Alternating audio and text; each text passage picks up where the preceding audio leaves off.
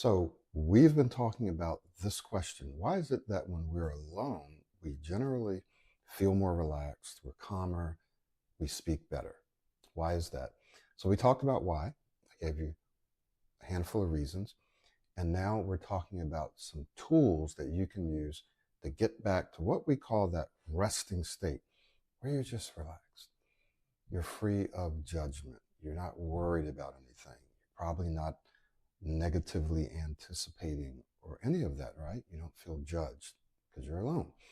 So you tend to speak better, you tend to perform better. So we talked about one tool in the last video. I hope that you go back and watch that. And that tool was to use mental puzzles.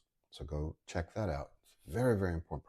Probably one of the best tools, at least one that I really like. But today we're going to be talking about calming the body, calming the body. So I'm going to give you like 4 things that you can do, 3, 4 things that you can do to help calm your body so you get back to that relaxed, resting state. So number 1 is to practice something that we call the 777 breathing exercise. You can change those numbers around. There's some people that do a 4-3-4 or whatever. So it almost doesn't matter. But what you want to do is, since we use the 777, it's just easy to remember, right?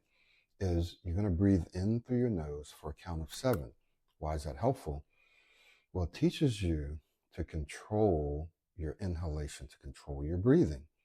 Some people find that they're sitting or they're walking or they're talking, and they find that they're not really breathing the way that they should. They're holding their breath all the time. So what you want to do is learn how to control that inhalation, control that inhalation. So counting to 7 helps you do that. Then you're going to hold for a count of 7, right? And then you're going to release for a count of 7. Now you can probably do more than 7. Often you can do 10 or 14 or 20. So feel free to release that breath for as long as you can.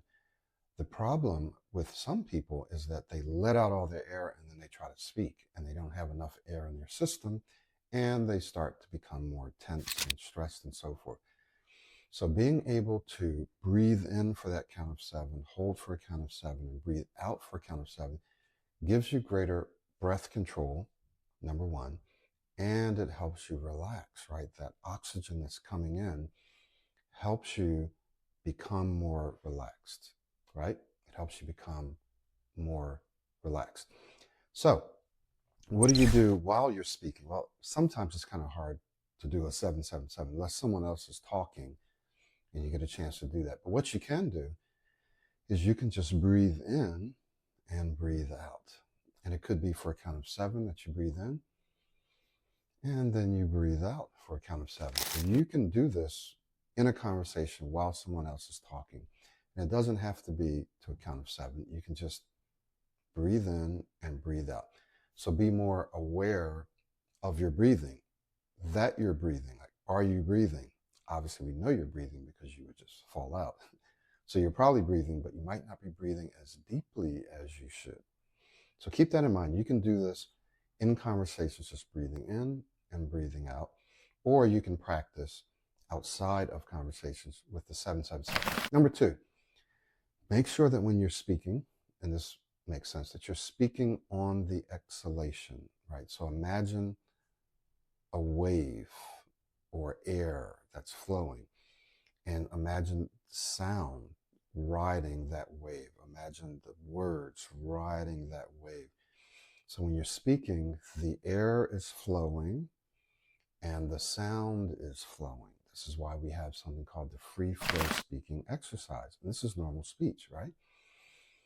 You want to make sure that you have enough air in your system and that those words, that sound is riding that wave. So just picture the words riding the wave, right? So when you're speaking, try to speak with a flow, with a nice flow. And the free flow speaking exercise can help you do that, where you're blending your words together, you're linking your words together. We often talk about extending. Extending gives you more control. It can help you kind of maintain airflow. Extending can help you slow your speech down. So we talk about extending and blending, and you'll find that inside of our course. Number 3, keep the airflow moving with gentle sound or phonation, which we just talked about. Just make sure that you can hear the sound flowing while you're speaking. So you're speaking, the air is flowing, and so is the sound, right? So is the sound. So one thing that you can do to kind of practice this is just kind of hum, like ha. It's not really a hum because a hum is more like hmm. So you can start with the hum, like hi, my name is Michael. Almost like you're singing, right? Hi, yes, my name is Michael Williams. You'll hear a lot of great speakers have a cadence, they have a rhythm to their speech. A lot of great speakers. So think about how you can do that. Just, hi, yes, my name is Mike. And then once you can get that sound and the flow going, you can start to change the pacing. You can make it more dynamic so it doesn't sound weird. So instead of, hi, my name is Michael Williams. Of course, we don't want to do that. So I might go, hi, my name is Michael Williams. So notice how, hi, my name is Michael Williams.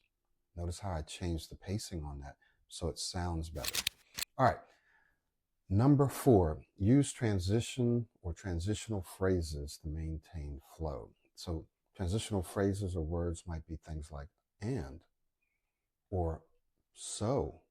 So we're going to look at this, right? These are just transitional phrases. Everyone uses them. They might use them. But here's the thing that you don't want to do. You don't want to use a lot of ahs and ums. You actually don't want to use or right? You don't want to do that. So you can use so instead.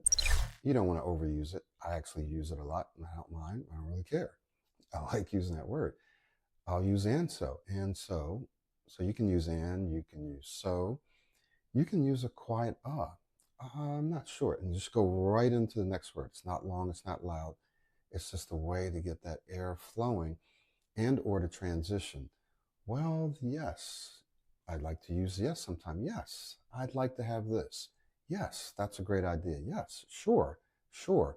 So find transitional phrases in your language or English that you can use to help keep the flow going. Okay, so here's the thing.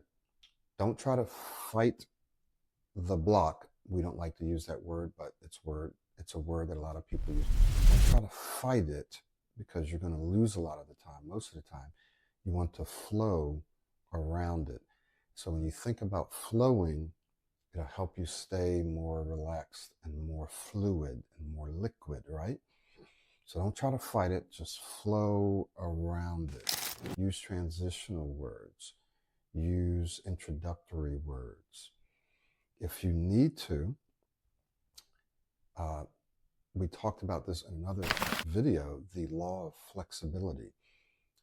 Keep your mind open to using different words or different ways of saying something in the moment. When regular people speak, they're not really thinking about the exact words that they're using. They're just allowing their knowledge of the vocabulary to come into play, right? To come into use in that moment.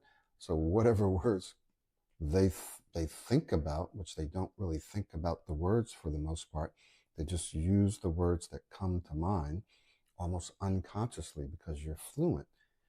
So you and I need to be the same. Just use whatever words come to mind. If you think about a word and it's not working for you right then, use another word. Now, I'm not telling you to be switching words and do that as a habit or as a pattern, because you're going to be working on your speech using our Pro 90D Smooth Speech System, right? But when you're speaking, you want to maintain a flow, and that may mean sometimes using a different word, changing the way that you're going to say it, use an introductory word, because once speaking becomes easier for you, you feel more relaxed. You take the pressure off. Your brain is not hypersensitive to speaking or to those words. So this is the long-term goal. It's not to be switching words and changing how you say something all the time. No, you're going to be working on and using techniques and strategies and skills, patterns that will help you to be able to say exactly what you want to say in that moment. But while you're on that journey, you need to be able to flow, which takes the intensiveness, it takes the pressure off of speaking in the first place. This is very, very important. So I hope that this was helpful in terms of just a few ways to calm your body. We talked about breathing, practicing 777 or something like that, making sure that you're aware of your breathing while you're in a conversation, while you're speaking, making sure that you speak on the exhalation, keep the airflow moving with sound, gentle phonation, what we call, use transitional phrases, right? When you're speaking to help you maintain flow. And don't fight the block. You want to try to flow around it. So we'll see you in our next video.